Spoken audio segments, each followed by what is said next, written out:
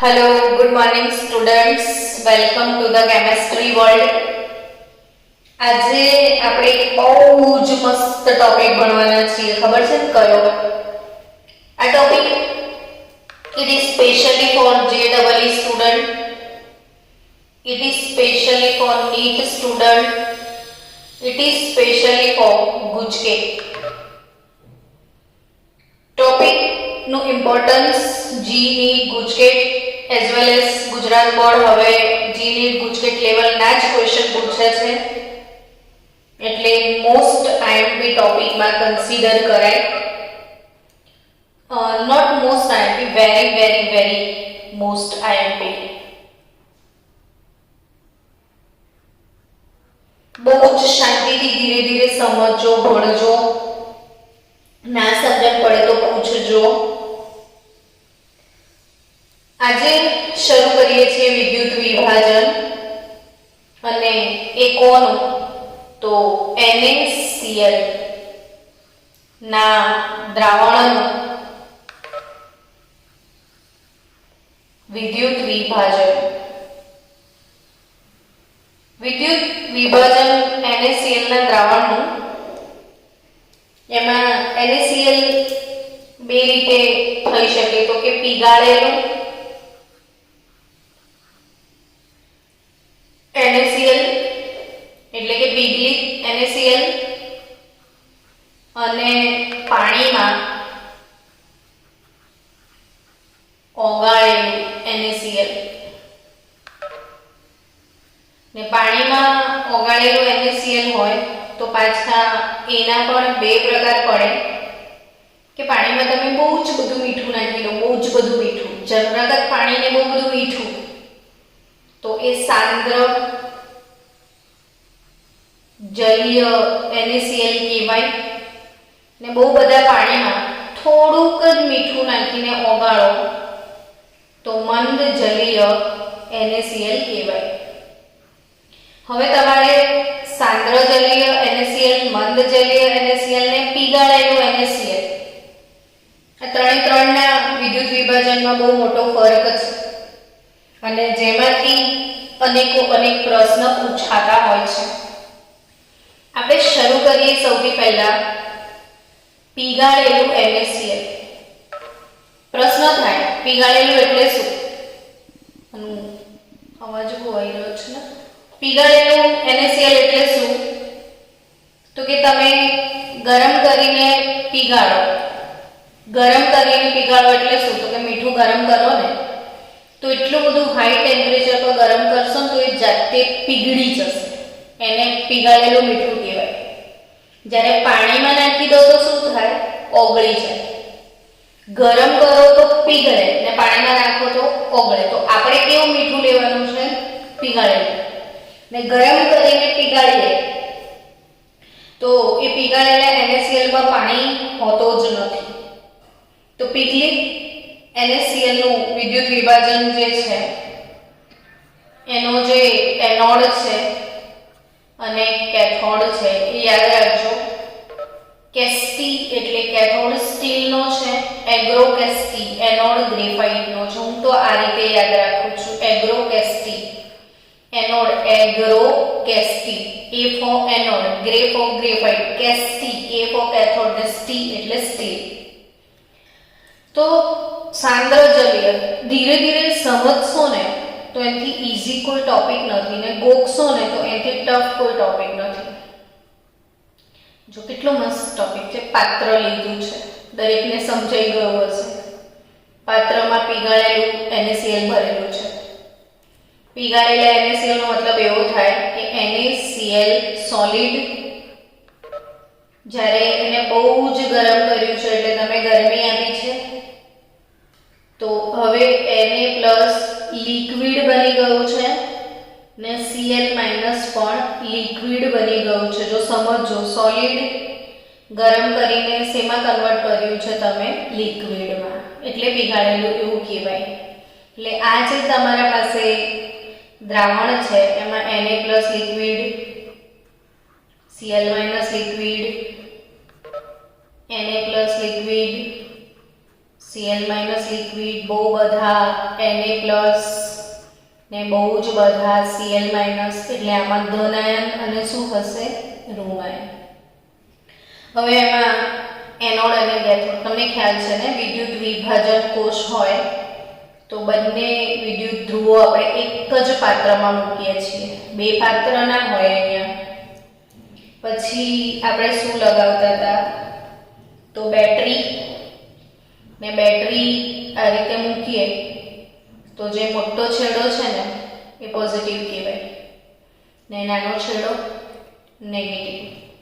Positive એ કોણ? Anode. Negative એ કોણ? Cathode.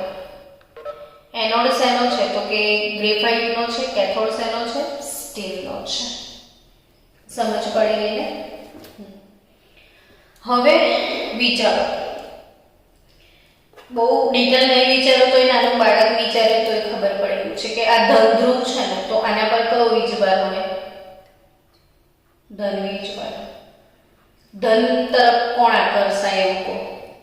ઋણ. તો દ્રાવણમાં જેટલા ઋણ આયન છે ને એ કઈ તરફ જશે? ધન તરફ. એટલે બધા જ Cl માઇનસ એનોડ તરફ જશે કે નહીં જાય? હા એમ કહો. ને બધા જ Na પ્લસ કેથોડ તરફ જશે, હે ને? ફરીથી હા એમ કહો. તો ધન આયન જે છે ને બધા ઋણ તરફ જાય અને ઋણ કોના તરફ જાય? ધન તરફ જાય. કેટલું કોમન લોજિક, સિમ્પલ વસ્તુ છે. બધા બહુ અને અઘરું બનાવી દે છે કે ભાઈ આ પીગાળેલું મીઠું છે Na પ્લસ Cl માઇનસ, તો Na પ્લસ ધન આયન છે એ ઋણ ધ્રુવ પર જતા રહેશે, બધા જ ધન આયનો ઋણ ધ્રુવ પર જતા રહેશે અને બધા જ ઋણ આયનો ધન ધ્રુવ પર જતા રહેશે. હવે કોઈ સમીકરણ લખવા કે તો બાળકોને એમ લાગે કે બહુ જ અઘરા છે, નહીં આવડતા, તો તમે ગાંડા છો. એનોડ અને કેથોડ સમીકરણ લખવાના થાય તો દુનિયાના મહાસલ્લા સમીકરણ, જેને ના આવડે ને ખરેખર ગાંડું કહેવાય. કે ભાઈ એનોડ પર શું થાય? તો ઊંઘમાંથી હવે બોલી શકશો ને, એનોડ પર શું થાય? ઓક્સિડેશન. અચ્છા, કેથોડ પર શું થાય? રિડક્શન. હવે તો બ્લડમાં જતું રહ્યું ને, બ્લડના પ્લાઝમામાં આ વાત ઓગળી જવી જોઈએ કે એનોડ એટલે ઓક્સિડેશન ને કેથોડ એટલે રિડક્શન. હવે કોઈ પૂછે ઓક્સિડેશન એટલે શું? ઇલેક્ટ્રોન ગુમાવવાનો કે મેળવવાનો? ગુમાવવાનો. રિડક્શન એટલે ઇલેક્ટ્રોન મેળવવાનો. એનોડ એટલે આવ્યો ધન ધ્રુવ, એના પર કોણ આવ્યું? Cl માઇનસ આવ્યો. કેથોડ પર કોણ આવ્યું? Na plus. બસ ખાલી એટલી બુદ્ધિ વાપરવાની છે કે આનો ઓક્સિડેશન સમીકરણ આવડવો જોઈએ અને આનો રિડક્શન ઇક્વેશન આવડવું જોઈએ. આઈ થિંક કેથોડ વાળો તો આવડી જ જશે. શું? કેથોડ વાળો તો આવડી જ જાય ને. Na પ્લસ ઇલેક્ટ્રોન મેળવશે, Na પ્લસ લિક્વિડ ઇલેક્ટ્રોન મેળવશે ને સોડિયમ ધાતુ બની જશે ને ક્લોરાઇડ જે છે એ ઇલેક્ટ્રોન શું કરશે? ગુમાવશે. ઓલરેડી એના પાસે છે, દેખો આવ્યો Cl માઇનસ, એટલે એના પાસે ઇલેક્ટ્રોન છે, એ ગુમાવી દેશે એટલે અડધો મોલ ક્લોરીન ગેસ બની જશે. હવે આ બંનેનું ટોટલ કરો તો ટોટલ કરીને તમે આરામથી એક્સપ્લેન કરી શકો કે Na plus liquid plus Cl minus liquid after વિદ્યુત વિભાજન, સોડિયમ સોલિડ કેથોડ પર જમા થશે ને એનોડ પર ક્લોરીન વાયુ મુક્ત થશે. એટલે ઓવરઓલ રિવ્યુ બાળકો એવા યાદ રાખજો કે ધાતુ હંમેશા કેથોડ પર જમા થાય. આ વાત ભૂલ્યા વગર યાદ રાખજો. શું યાદ રાખવાનું છે? કે ધાતુ હંમેશા કેથોડ પર જમા થાય અને કેથોડ પર જો કોઈ વાયુ ઉત્પન્ન થાય તો યાદ રાખજો કે હાઇડ્રોજન સિવાય કોઈ ગેસના બાપની તાકાત નથી કે કેથોડ પર જાય. એક જ વાયુ એવો છે જે કેથોડ પર જન્મી શકે, એ ફક્ત કોણ? H2 વાયુ. કેથોડ પર જો કોઈ વાયુ ઉત્પન્ન થાય તો હાઇડ્રોજન સિવાય કોઈ ગેસના બાપની તાકાત નથી કે એ કેથોડ પર ઉત્પન્ન થાય. ફક્ત કયો વાયુ ઉત્પન્ન થઈ શકે કેથોડ પર? હાઇડ્રોજન વાયુ. તો કયું વાક્ય યાદ રાખવા કીધું મેં કે ધાતુ હંમેશા કેથોડ પર જમા થાય ને કેથોડ પર કોઈ વાયુ ઉત્પન્ન થાય તો કોણ? હાઇડ્રોજન. એ સિવાય બીજો કોઈ વાયુ કેથોડ પર ઉત્પન્ન થઈ શકે નહીં. હવે એ સમજજો કે કેથોડ પર તો એનોડ પર થઈ ગયું, કેથોડ પર થઈ ગયું ને પ્રશ્ન પૂછાય કે પીગાળેલા NaCl નું વિદ્યુત વિભાજન કરવાથી શું નિપજ મળશે? આવો પ્રશ્ન આવે તો તમારો જવાબ શું આવશે? તો જવાબ એવો આવશે કે કેથોડ પર સોડિયમ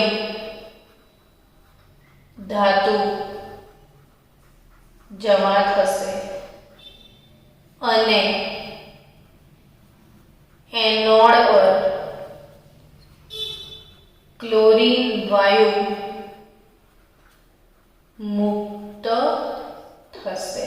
જવાબ શું આવશે? પીગાળેલા NaCl નું વિદ્યુત વિભાજન કરવામાં આવે તો કેથોડ પર સોડિયમ ધાતુ મુક્ત થશે અને એનોડ પર ક્લોરીન વાયુ જમા થશે. આઈ ગેવ સ્ક્રીનશોટ લઈ લો લેવો હોય તો. આઈ થિંક સમજણ પડી હશે બધી વસ્તુ. હવે આપણે હજી વધારે ઇમ્પોર્ટન્ટ ટોપિક તરફ જઈએ. હજી મોસ્ટ ટાઈમલી ટોપિકની જો આપણે વાત કરીએ તો એ છે જલીય સાંદ્ર NaCl નું વિદ્યુત વિભાજન. પાણીમાં ઓગાળેલું જલીય સાંદ્ર NaCl તો એનું વિદ્યુત વિભાજન ગ્રેફાઇટના વિદ્યુત ધ્રુવો વડે થશે. ઇમેજિન કરો કે એક વિદ્યુત વિભાજન કોષ છે તમારી પાસે. એ કોષમાં પાણીમાં તમે મીઠું ઓગાળ્યું છે અને થોડું નહીં બહુ બધું મીઠું ઓગાળ્યું છે, એટલે તમે આને દરિયાનું પાણી કહી શકો. કેમ ખબર છે? કે દરિયાનું જે પાણી છે એમાં મીઠું મહત્તમ દ્રાવ્યતા સુધી ઓગળે. કોઈ રોકી ના શકે, કુદરતી ઘટના છે. જેટલું ઓગળવું હોય એટલું ઓગળી શકે. એટલે દરિયાનું પાણી અથવા એને બ્રાઇન વોટર પણ કહેવાય અથવા એને સલાઇન વોટર પણ કહેવાય. તો બ્રાઇન સોલ્યુશન એટલે દરિયાનું પાણી. અને બીજું રીતે કહીએ તો જલીય સાંદ્ર NaCl ને એનું વિદ્યુત વિભાજન એ આપણે ગ્રેફાઇટના વિદ્યુત ધ્રુવો વડે કરી શકીએ છીએ. તો ગ્રેફાઇટના વિદ્યુત ધ્રુવો લીધા, બેટરી લગાવી દઈએ ને. હા એમ કહો. હવે એમ કહો કયો ધન ધ્રુવ છે? એમ કહો મોટો હોય ને એ ને આ નાનો. બંને ધ્રુવ અહીંયા શેના છે? ગ્રેફાઇટના જ છે. તો ગ્રેફાઇટના વિદ્યુત ધ્રુવો આપણે લીધા ને ગ્રેફાઇટના વિદ્યુત ધ્રુવો વડે આપણે એનું રાસાયણિક પ્રક્રિયા કરી રહ્યા છે. આ ધન છેડો છે, આ ઋણ છેડો છે, આ એનોડ છે, આ કેથોડ છે. હવે સાંદ્ર જલીય H2O હોય તો એમાં ધન આયન ને ઋણ આયનની સંખ્યા વધી જશે. જો Na+ aqueous plus Cl minus aqueous લખાય. કેમ? તો કે NaCl સોલિડ ને તમે પાણીમાં ઓગાળ્યું છે. aqueous એટલે સોડિયમની આજુબાજુ પાણીના અણુઓ પણ હશે ને અહીં Cl- ની આજુબાજુ પાણીના અણુઓ પણ હશે. તો પાણીની અંદર બી તમને ખ્યાલ છે ને કે જે પાણી છે એ પાણીના સ્વ આયનીકરણથી એમાં પણ H3O+ અને OH- હાજર હોવા જોઈએ। એટલે જો પાણીમાં ઓગાળો છો તો H3O+ અને Na+ બે ધન આયન એનોડ પર જશે, એટલે એનોડ પર કોમ્પિટિશન થશે। કોની કોમ્પિટિશન થશે એનોડ પર? તો કે H+ ની ને Na+ ની। એનોડ પર નહીં, સોરી, ધન આયન તો કેથોડ પર જશે, એટલે કેથોડ પર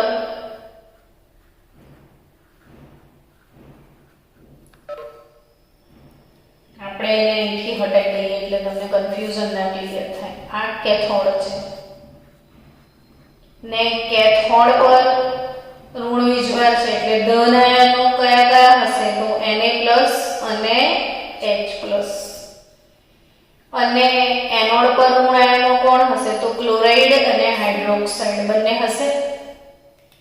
હવે અહીંયા કોમ્પિટિશન થશે કે મારું થશે કે તારું થશે, કેમ કે બે લોકો હાજર છે, પેલામાં એક જ હતા। તો હાઇડ્રોજનનો રિડક્શન પોટેન્શિયલ કેટલો છે? તો કે 0.01। તો સોડિયમનો કેટલો છે?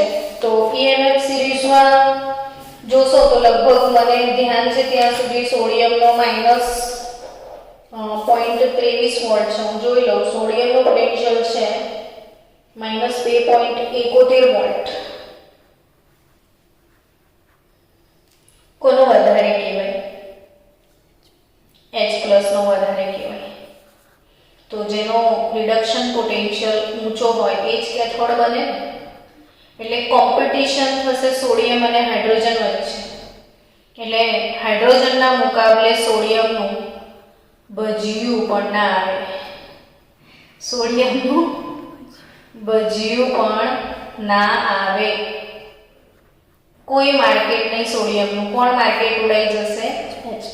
એટલે પાણી નાખવાથી જો કોમ્પિટિશન થઈ એટલે એનોડ પર 100% ક્લોરીન જઈ શકશે, બટ કેથોડ પર તો હાઇડ્રોજન જ મેદાન મારી જશે। સમજો વાતોને, વારંવાર વિડીયોનું રિવિઝન કરજો।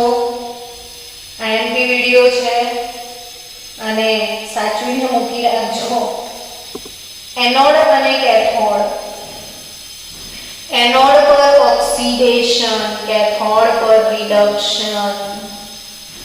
પણ એનોડ પર છે કોણ? તો કે એનોડ પર તો ક્લોરાઇડ જશે, અહીંયા OH- ના મુકાબલે ક્લોરીનનો માર્કેટ રહેશે જ, બટ અહીંયા સોડિયમનું માર્કેટ ડાઉન થઈ જાય છે, હાઇડ્રોજનનું જ રિડક્શન થાય, એટલે રિડક્શન પાણીનું થશે, ઓક્સિડેશન ક્લોરાઇડનું થાય। અને ઓક્સિડેશન સમીકરણ, ઓક્સિડેશનનો મતલબ ઇલેક્ટ્રોન ગુમાવવાનો છે, એટલે ક્લોરાઇડ આયન ઇલેક્ટ્રોન ગુમાવશે અને હાફ મોલ શું બનાવશે? Chlorine gas.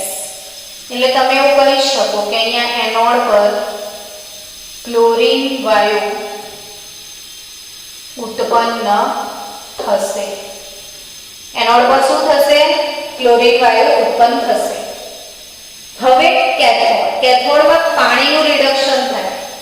આ પાણીના રિડક્શનના સમીકરણો 5-5, 10-10 ના વાર યાદ રહે તો 25 વાર લખી જ નાખજો, કેમ કે આના પર બધા દાખલા જ, તમને જ્યાં સુધી સમીકરણ નહીં આવડે જાતે લખતા તો દાખલો ગણતા નહીં આવડે।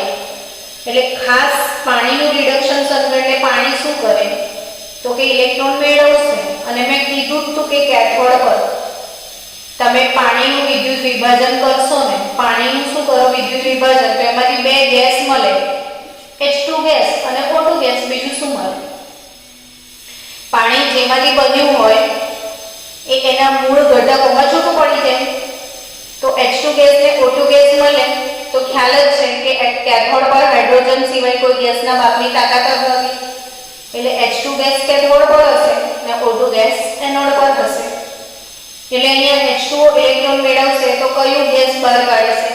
H2 gas. કેથોડ પર O2 ગેસ લખાય ના, તો પછી બીજું શું મળશે?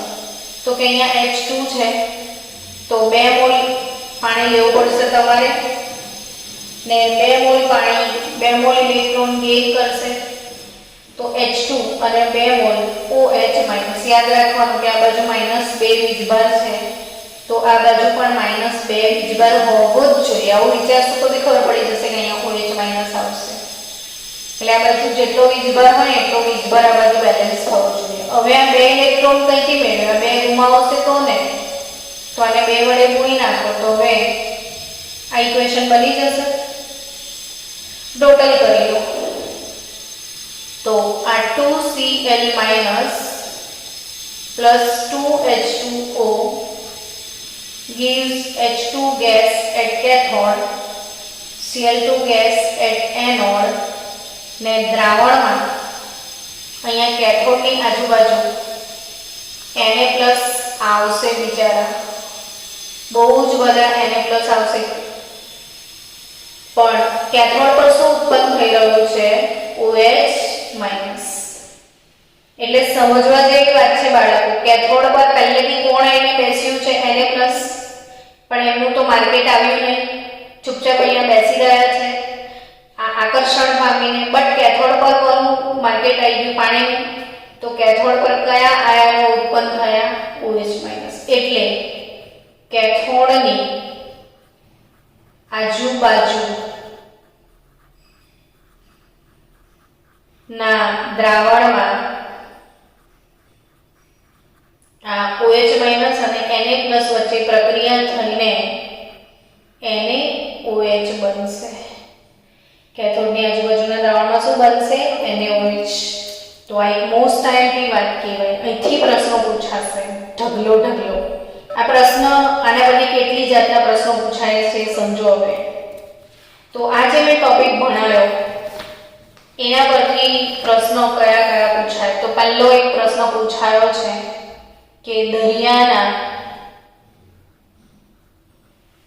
પાણી અથવા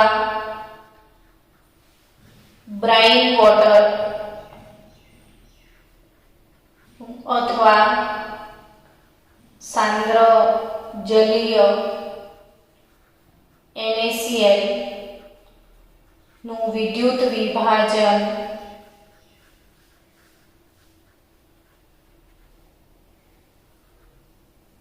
વિભાજનની પ્રક્રિયા નીચેના પૈકી કઈ સાચી છે? આ પ્રશ્ન આ રીતે પૂછાયેલો છે. તો આનો પ્રશ્ન છે ઓવરઓલ પ્રશ્ન. આ તમને યાદ રાખવાની છે કે ઓવરઓલ રિએક્શન કઈ તમે બંનેનો ટોટલ કર્યો તો 2Cl- plus 2H2O gives H2 gas at cathode, Cl2 gas at anode. ને દ્રાવણમાં શું બને છે? NaOH. એટલે કેથોડ પર હાઇડ્રોજન વાયુ મુક્ત થશે, એનોડ પર ક્લોરીન વાયુ મુક્ત થશે અને દ્રાવણમાં NaOH બનશે. આ જ પ્રશ્ન બીજી રીતે પૂછાય છે કે દરિયાના પાણીનું સાંદ્ર જલીય દરિયાના પાણીનું અથવા બ્રાઇન વોટરનું અથવા સાંદ્ર જલીય NaCl ના વિદ્યુત વિભાજન પછી જો ફિનોલ્ફથેલિન. આ પ્રશ્ન JEE માં, ગુજકેટમાં, નીટમાં બધી જગ્યાએ ઘણી બધી વાર પૂછાયા છે, ઘણી બધી વાર. જો ફિનોલ્ફથેલિનનું ટીપું નાખવામાં આવે તો શું થાય? આ MCQ પૂછાશે આવી રીતે. તો તમને ખબર હોવી જોઈએ કે તમે રાસાયણિક કેમિસ્ટ્રીની લેબમાં પ્રેક્ટિકલ કર્યા હશે. એસિડ બેઝ ટાઇટ્રેશન કર્યા છે? એક પ્રેક્ટિકલ નથી કરાયો? ના ચાલે. આપણે તો કેટલા બધા પ્રેક્ટિકલ કર્યા છે ને બાળકો એસિડ બેઝના. એસિડ બેઝ પ્રેક્ટિકલની વાત કરીએ ને તો યાદ આવ્યું પેલું ગુલાબી ફ્લાસ્કમાં. એટલે તમે બેઝની અંદર ફિનોલ્ફથેલિનનું ટીપું નાખતા હતા તો રંગવિહીનમાંથી ગુલાબી એવું તમે ભણ્યા હતા હે ને? રંગવિહીનમાંથી ગુલાબી રંગ આવે. તો ફિનોલ્ફથેલિનનું ટીપું નાખવામાં આવે તો સમજો કે કેથોડ ની આજુબાજુ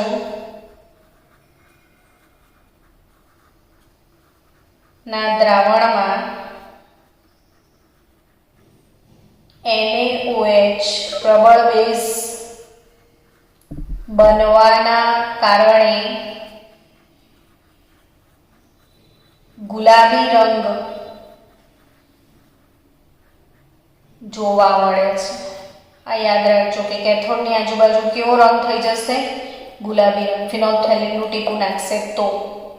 ત્રીજો પ્રશ્ન આ જ રીતે પૂછાય કે જો વિદ્યુત વિભાજન કરવામાં આવે ને વિદ્યુત વિભાજનના અંતે ભૂરું લિટમસ પેપર ડુબાડતા, ભૂરું લિટમસ પેપર ને ભૂરું ના પૂછે તો લાલ પૂછે, એટલે વિચારવાનું કે ભાઈ ભૂરું લિટમસ પેપર નાખો તો શું થાય? તો કે એ ભૂલા તમને યાદ છે એસિડ ભૂરાને લાલ બનાવે છે, જ્યારે બેઝ શું કરે?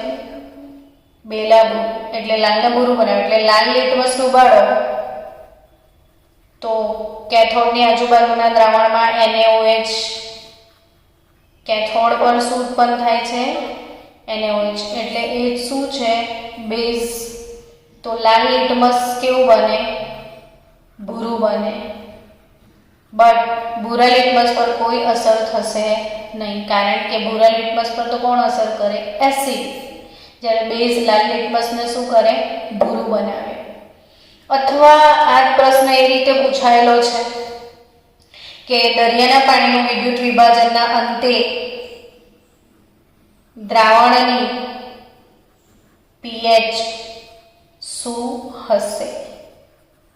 તો તમને ખ્યાલ હશે ને બાળકો, એસિડ નો pH <7 હોય છે, બેઝ નો pH <7 હોય છે.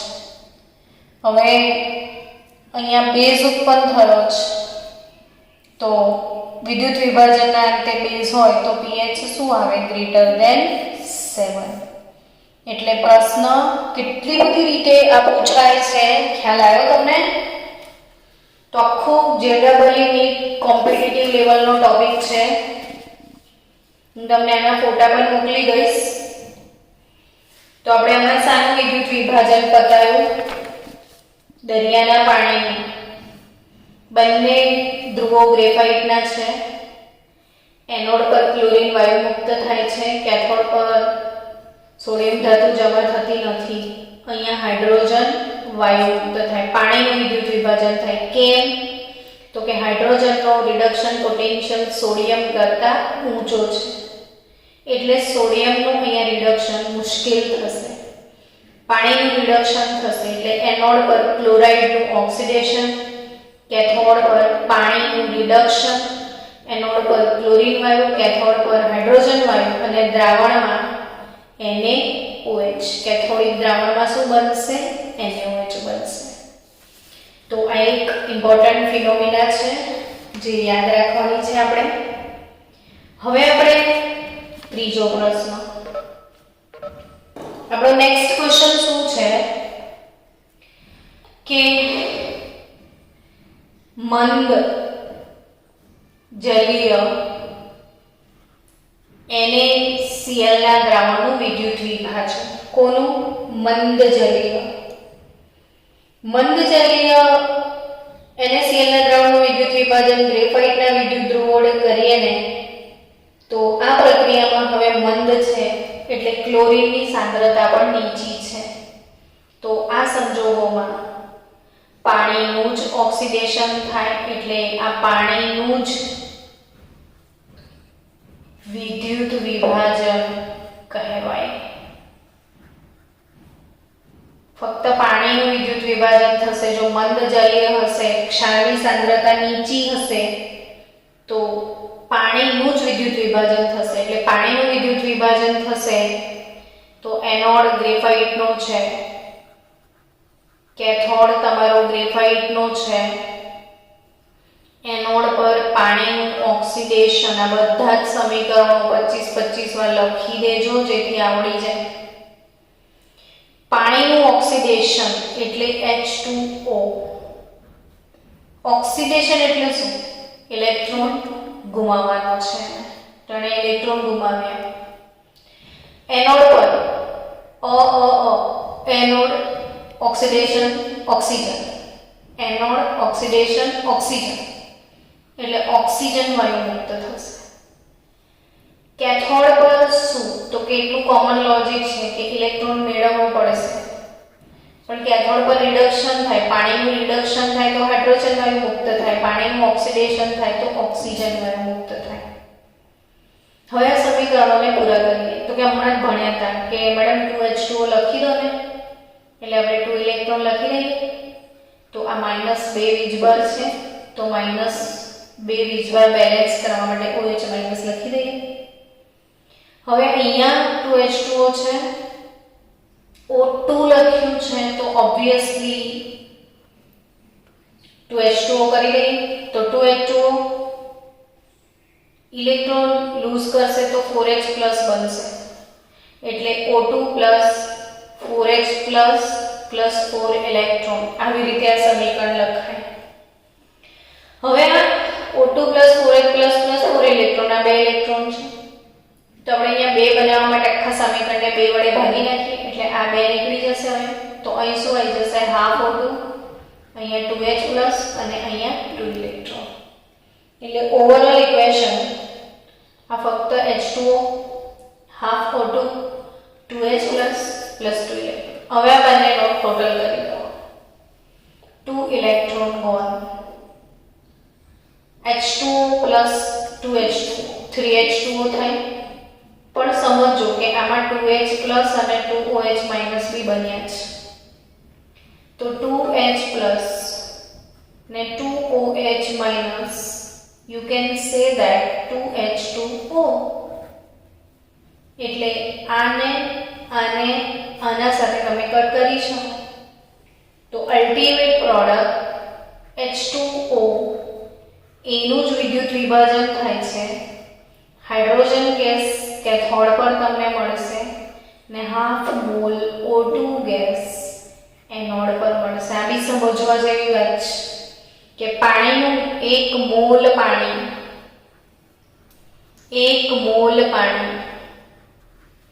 નું પ્લેટિનમના વિદ્યુત ધ્રુવો વડે કે ગ્રેફાઇટના વિદ્યુત ધ્રુવો વડે વિદ્યુત વિભાજન થાય તો એનોડ પર અડધો મોલ O2 વાયુ અને કેથોડ પર 1 મોલ H2 વાયુ. એટલે એની નિપજ એવી કહેવાય કે 1 મોલ H2 ને 0.5 મોલ O2 વાયુ મળે. નિપજનો ગુણોત્તર શું છે? 1:0.5. તો 1 મોલ હાઇડ્રોજન ગેસ અને અડધો મોલ ઓક્સિજન ગેસ મળે.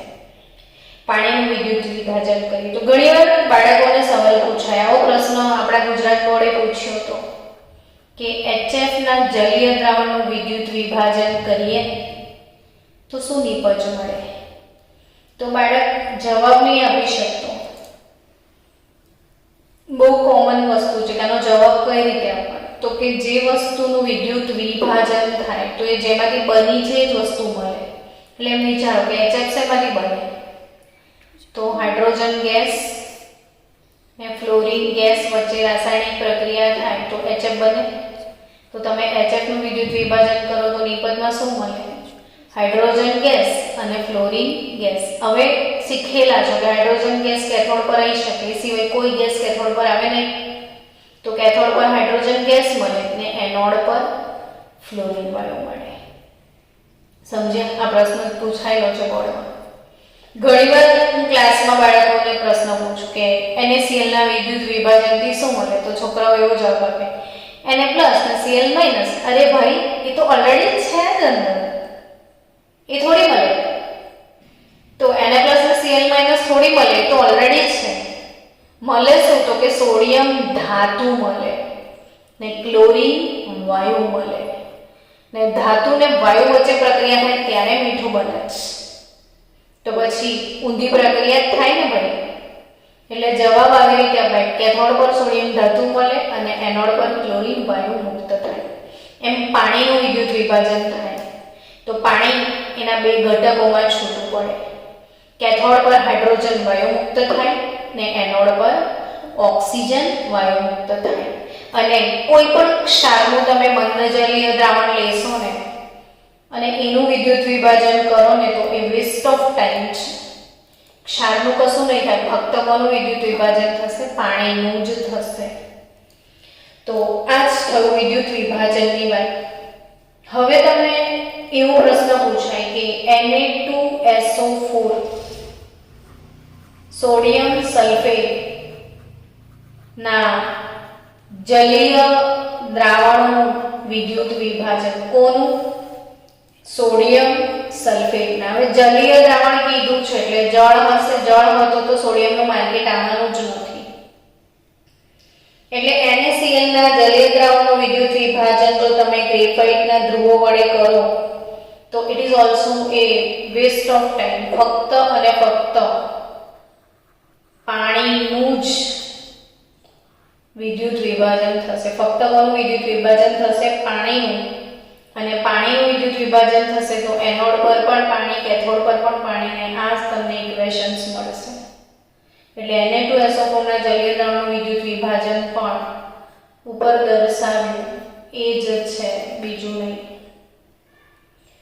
તો પછી અવશ્યનું વિદ્યુત વિભાજન કરીએ અને પોઝ કરો.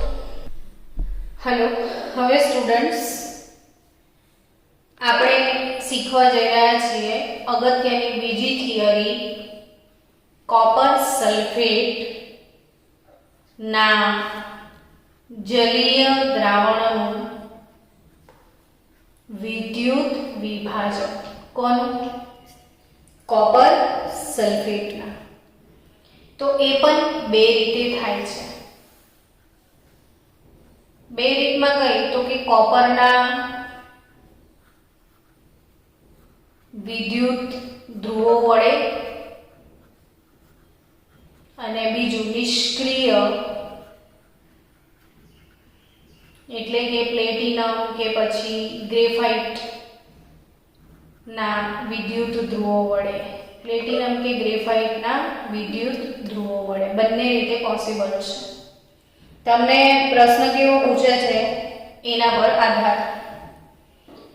હવે કોપરના વિદ્યુત ધ્રુવો વડે કે નિષ્ક્રિય પ્લેટિનમ અથવા કાર્બનના વિદ્યુત ધ્રુવો વડે આવો પ્રશ્ન પૂછાય તો પહેલું આપણે કોપરના જ વિદ્યુત ધ્રુવો લઈએ.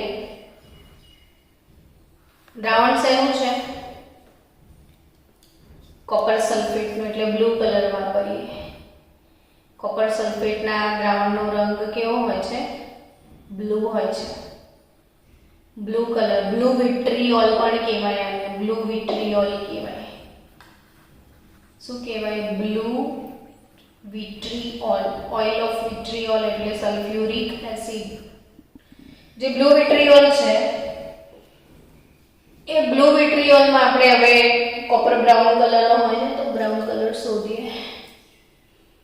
કોપરના વિદ્યુત ધ્રુવો બે મૂક્યા છે, બંને કોપરના જ.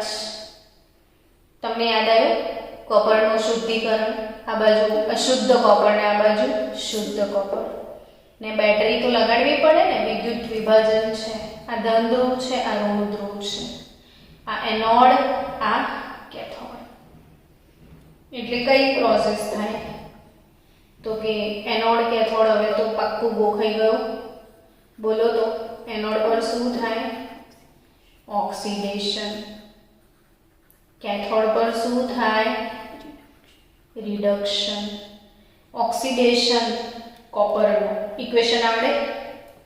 ચલો કોપર ઓક્સિડેશન ઇક્વેશન બોલો. Cu gives Cu+2 electron. આમાં કોણ સુસાઇડ કરશે? એનોડ. આખું કોપર ઓગળીને કોપર +2 બનીને સળિયો દ્રાવણમાં ઓગળી જશે ને થોડી વાર પછી એ સળિયો જ નહીં હોય, ગાયબ. એનોડ ગાયબ થઈ જશે. થોડી વાર પછી એનોડ નહીં હોય. કેમ તો કે ઓગળી ગયો છે. આખો ઓગળીને ક્યાં પડી જશે? દ્રાવણ. ને દ્રાવણમાંથી Cu+2 અહીંયા જમા થવા લાગશે. એટલે આ ડબલ થઈ જશે, આખો અહીંયા આવી જશે, એનોડ આખો ક્યાં આવી જશે? કેથોડ પર. હવે દ્રાવણમાંથી Cu+2, દ્રાવણનું Cu+2 બે ઇલેક્ટ્રોન મેળવીને કોપર તરીકે જમા થશે. આ એનોડ છે, આ કેથોડ છે.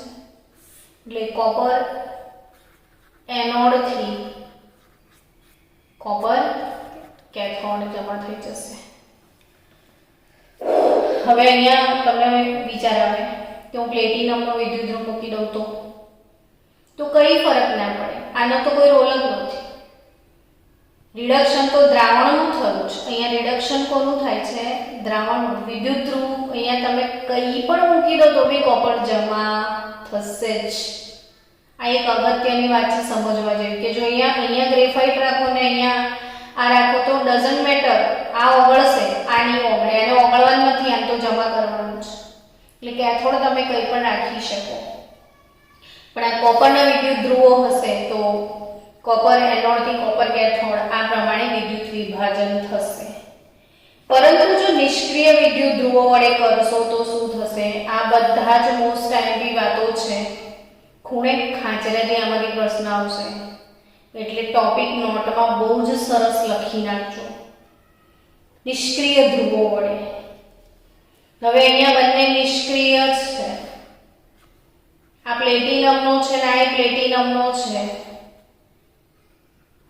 હવે બેટરી લગાડો તો નિષ્ક્રિય ધ્રુવ થોડી ઓક્સિડેશન પામે, એટલે તમે એમ કહેશો કે કશું નહીં થાય, કોઈ પ્રક્રિયા નહીં થાય, તમે આવું જ કહેશો.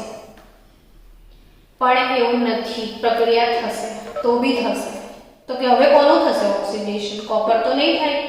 અહીં તો કોપર હતો તો ઓગળીને ટપક ટપક ટપક અહીં નીચે પડેલો, અહીંયા શું ટપકશે? આ તો નિષ્ક્રિય છે, તો કઈ વાંધો નહીં, નીચે પાણી તો છે ને, એટલે આનું કંઈ નહીં થાય, પણ પાણીનું શું થઈ જશે? ઓક્સિડેશન. એટલે સમજવા જેવી વાત છે, બહુ જ સુંદર પ્રક્રિયા છે. અહીંયા ઓક્સિડેશન કોનું થશે? અહીંયા પાણીનું. પાણી એટલે H2O. H2O નું ઓક્સિડેશન એટલે H2O ઇલેક્ટ્રોન શું કરશે? 2 મોલ ગુમાવશે ને હાફ મોલ O2 પેદા કરશે અને 1 મોલ H+, 2 મોલ H+ પેદા કરશે.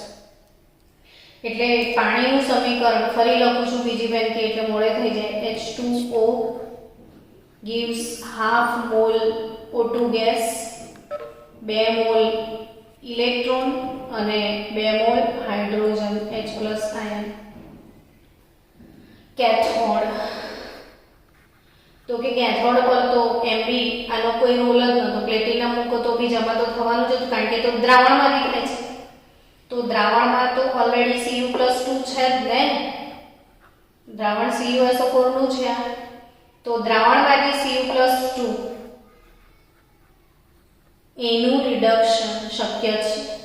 એટલે કેથોડ પર તો એ પ્લેટિનમનો હોય કે ગમે તેનો હોય, દ્રાવણનું જે Cu+2 છે એ કેથોડ પર જમા થશે જ.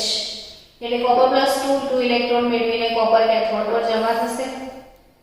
હવે રાસાયણિક પ્રક્રિયા ઓવરઓલ આ પ્રશ્ન પણ નીટમાં પૂછાયેલો છે કે કોપર સલ્ફેટના જલીય દ્રાવણનું નિષ્ક્રિય વિદ્યુત ધ્રુવો વડે વિદ્યુત વિભાજન કરતા કઈ રાસાયણિક પ્રક્રિયા થાય છે? ગુજકેટ વાળાઓ, નીટ વાળાઓ ખાસ ધ્યાન રાખજો. તો ઓવરઓલ રાસાયણિક પ્રક્રિયા આવડવી જોઈશે લખતા. Cu+2 plus H2O gives half O2 plus 2H plus copper. તો આનો જવાબ એવો આવે કે આનો જવાબ શું આવશે કે કેથોડ પર કોપર ધાતુ જમા થાય છે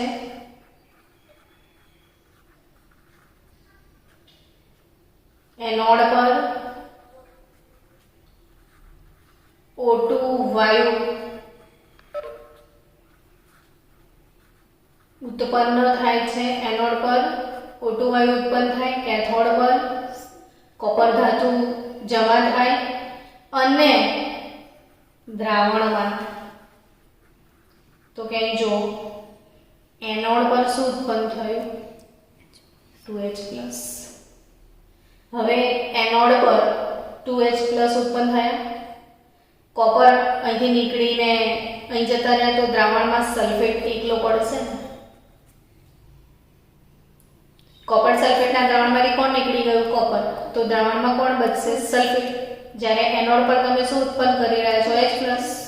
એટલે દ્રાવણમાં 2H+ અને સલ્ફેટ ભેગા થઈ જશે એનોડના દ્રાવણમાં, અને એનોડના દ્રાવણમાં ઉત્પન્ન શું થશે? H2SO4. એટલે વિદ્યુત વિભાજ્યના અંતે દ્રાવણ કેવો થઈ જશે? એસિડિક થશે. એટલે દ્રાવણની pH કેવી હશે એવું પૂછે તો <7 હશે. અને ભૂરું લિટમસ ડુબાડો તો કંઈ ના થાય, પણ લાલ લિટમસ ડુબાડો એસિડ ભૂરાને લાલ કરે ને, હા, ભૂરું ડુબાડો તો કેવું થઈ જશે? લાલ થઈ જશે. ને દ્રાવણમાં સલ્ફ્યુરિક એસિડનો જથ્થો પેદા થશે. તો આ બધા JEE નીટના જબરજસ્ત MCQs છે. આપણે આખો ટોપિક કવર કર્યો કે વિદ્યુત વિભાજનથી પ્રાપ્ત થતી નિપજો. ને આવતીકાલે આપણે વિદ્યુત વિભાજનના દાખલા ગણવાના છે. બહુ જ ઇમ્પોર્ટન્ટ ટોપિક તમે આવતીકાલે ભણવાના છો. તો મળીએ કાલે. Bye bye.